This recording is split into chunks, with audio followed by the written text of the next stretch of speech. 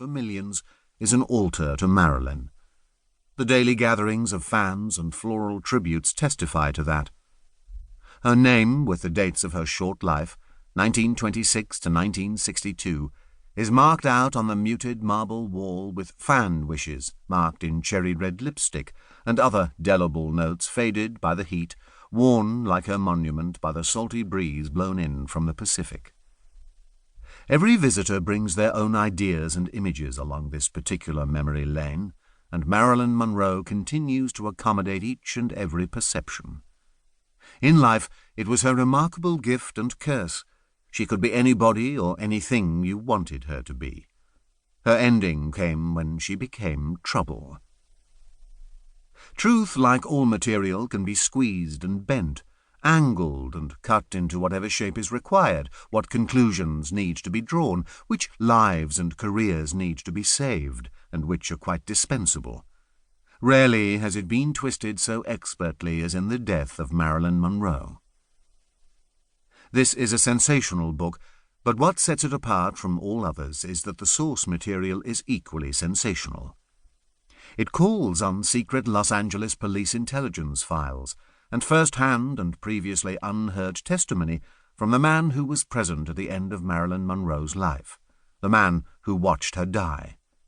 It dismisses the bespoke truth offered for decades by Hollywood and Washington and tabloid clairvoyance to explain the confected, impenetrable mystery about the death of Marilyn Monroe and her associations and involvement with President John Kennedy and his brother Robert Kennedy, Attorney General of the United States.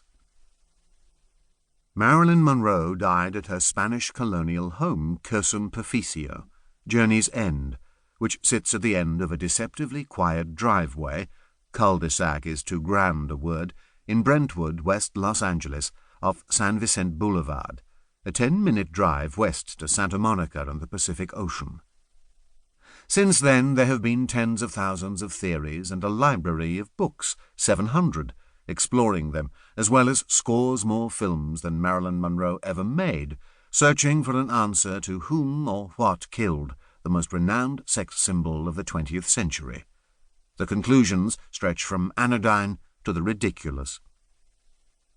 This book asserts that Robert Kennedy and Peter Lawford were with Marilyn when she died.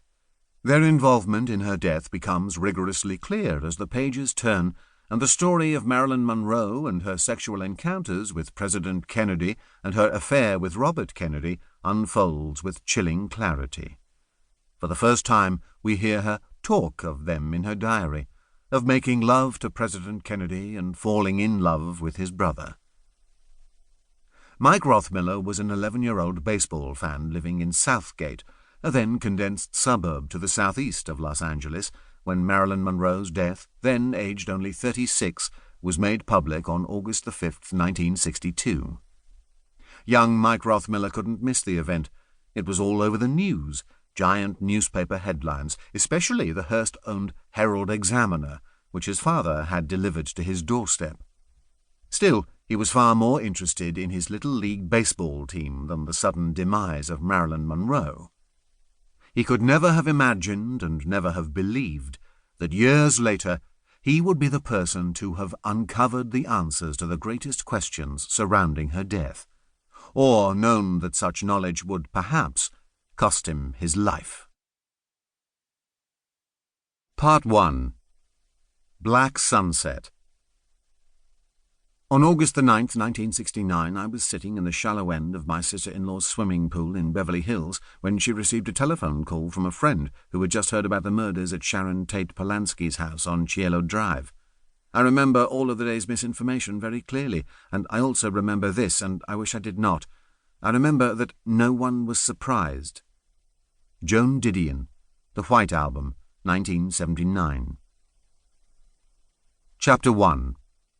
Summertime. I never said it was always wrong to enter fairyland. I only said it was always dangerous. G.K. Chesterton, The Innocence of Father Brown, 1911.